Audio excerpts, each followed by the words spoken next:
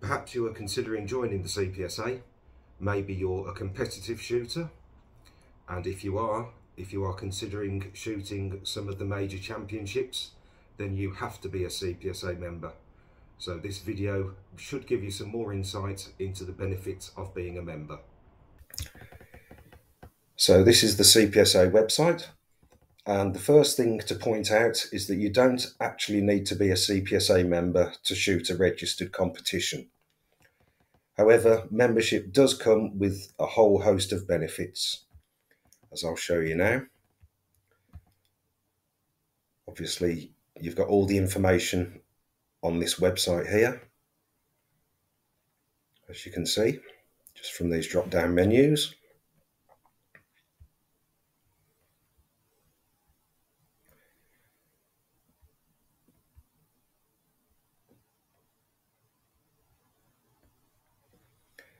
But well, if I go down to the membership benefits, and then I'll just scroll down a little bit, and it lists all the benefits there for you. Instead of me reading this out, just feel free to pause the video and have a look for yourself.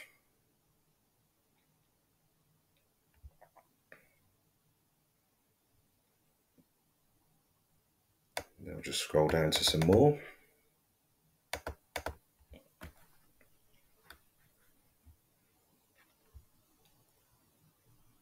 And then finally the bottom section.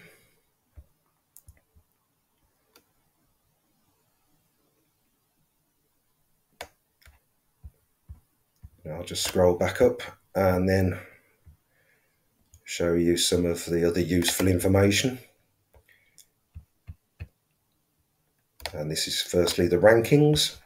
So this shows you the ranking of anywhere in the CPSA.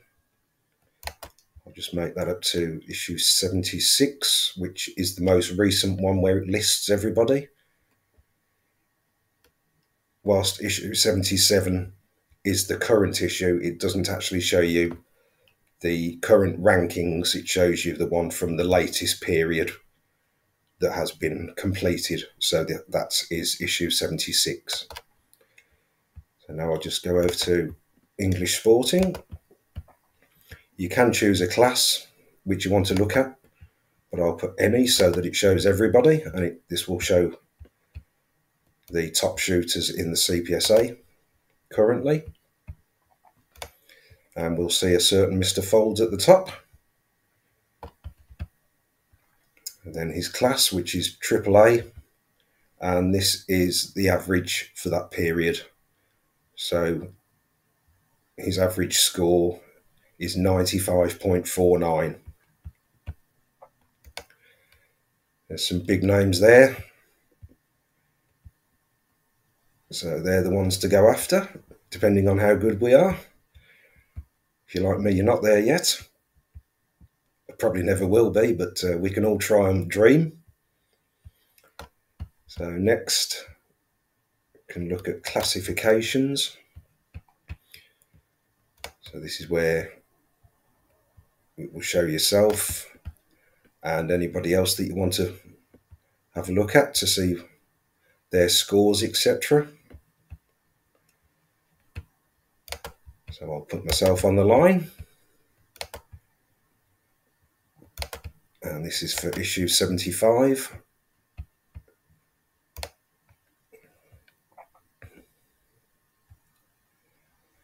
As you can see, at the time of this one, my average was 72.48 in B class for English Sporting. But then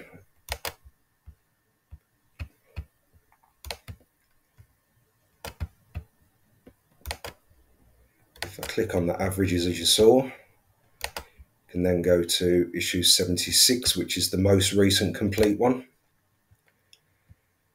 And it will show my average is 75.58, so getting there slowly. That was a poor show on an English skeet. We don't talk about that one. But at least the English Sporting is improving. And then issue 77 is currently showing at 76.04.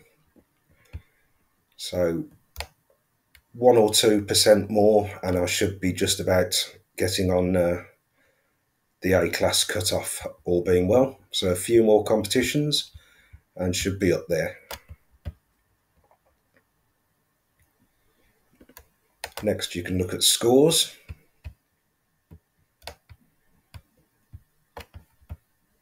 So put myself in again and you see it's a little bit hit and miss, pardon the pun. Some good results and then some not quite so good ones. This was, excuse me, where I'm going tomorrow, which is Westfield. Always seem to do reasonably well there. And then what you can do is see how you compare to everybody else in your class.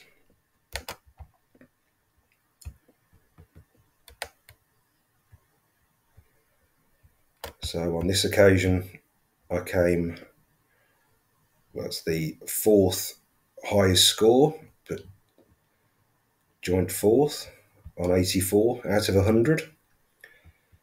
And somebody in B class scored 91, which is an absolutely fantastic score. So well done, Nicholas. Then going back to this one, which was a good result for me.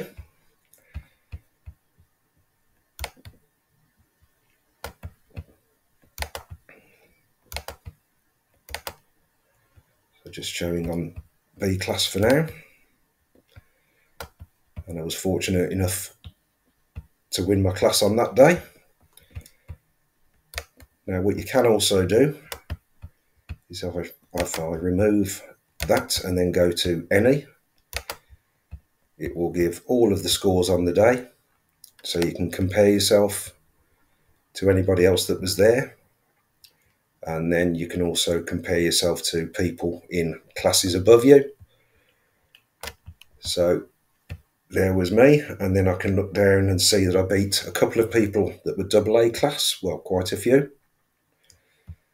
Then my good mate Matthew, he scored 84, which made him win C class. He's really coming on well. Then just going down, you can see all the other scores.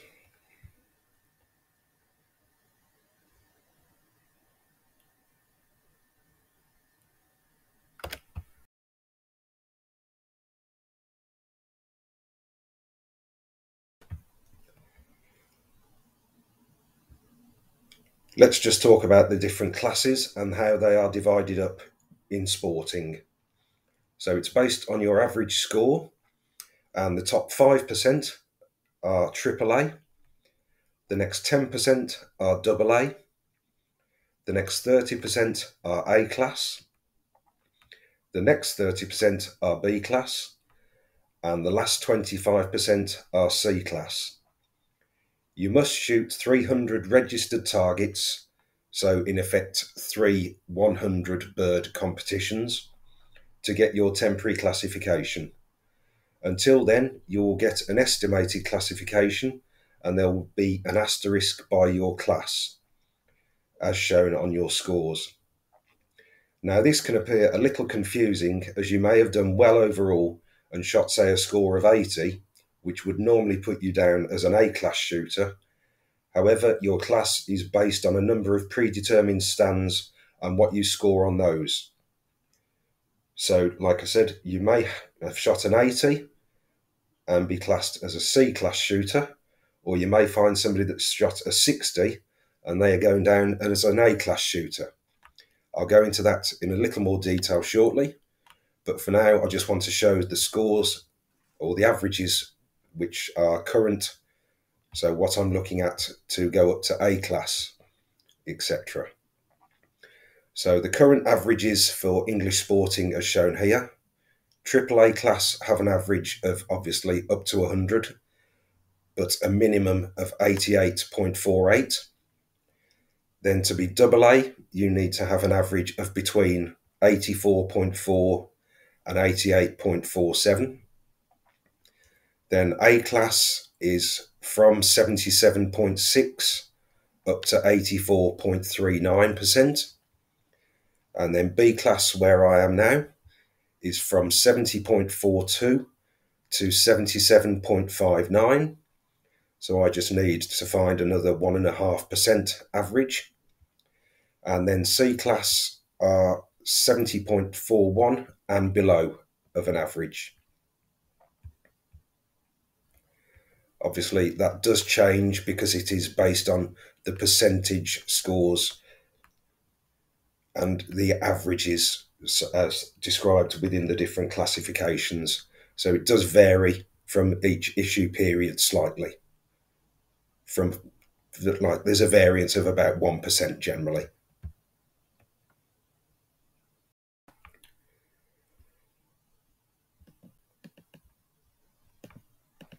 This shows exactly what I mean with the confusing pre-classifications.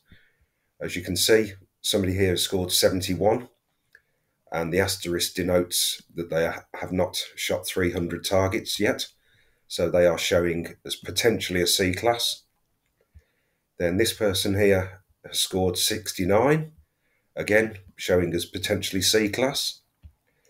But this person down here has scored 67, so a lower score, yet they are actually showing as potentially B class. Now that is because how I described previously, they have shot better on the certain stands that are used to give them that classification. So even though they've scored less, they are showing as potentially a higher class shooter.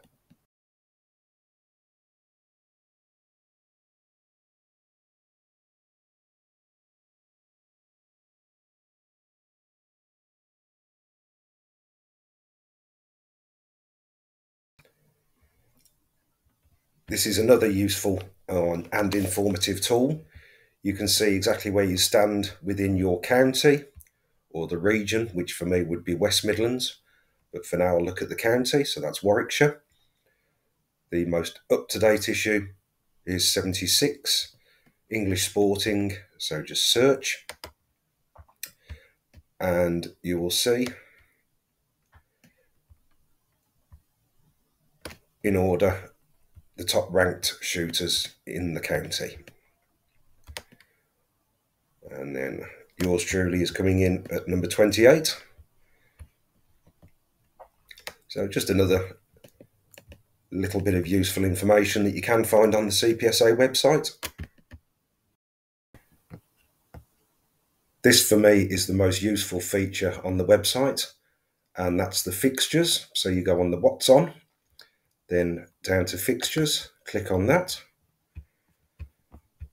Then I'll just scroll down a little bit. So then we can enter a postcode. It's one close to me, but not quite the same. Enter how far you're willing to travel. And then the discipline that you want to do. So obviously I'm looking at English Sporting. And then you've got the dates. So this is basically what's on for the next month. A registered event, yes, I want it to be a registered competition. And then you can click weekends only if that's all you can do. And then hit search, and then it will come up with the nearest ones first. So the nearest one would be Garland's, but I'm looking for this Sunday, which that for Garland's is next week. For anybody that hasn't been to Garland's, it's one of my favourite grounds. It's absolutely fantastic. Always a good variety. Grange Farm's really good as well. But I'm going to scroll down to Westfield because that's the one that I'm going to do tomorrow. So Sunday the 17th of November. So that would be the one that I'm doing. And it's 43 miles away, but well worth the trip. It's some great scenery and actually a really nice village that it's near. If you haven't been to Bourton on the Water, you could even take the family, drop them off, let them spend the day there, and then you can go for the shoot.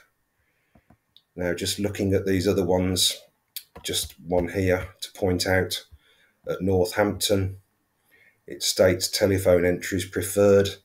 So I know from experience that that is actually a squadded event, which that is hinting at there. I think sometimes there's a little bit of room, so you might be able to go and just risk it, and you might get onto some squad at some stage. But it's always best to phone or use a website if that option is available for you. And looking at Austin, another great ground, that is saying no pre-book, because they do have some events that are squadded and some that aren't. But like I said, elsewhere, check with their own website or Facebook pages to see if they are squadded or not. And just, you can see these two here, Sporting Targets, telephone entries only. So that one is obviously a squadded event. And also Hornet, College Farm, I know that that one is as well, as it states there, limited squads. And they're obviously saying telephone entries only and giving the phone number. But any events that you're looking at doing, please check their own club website or Facebook page, etc., just to make sure, so you don't have a wasted journey.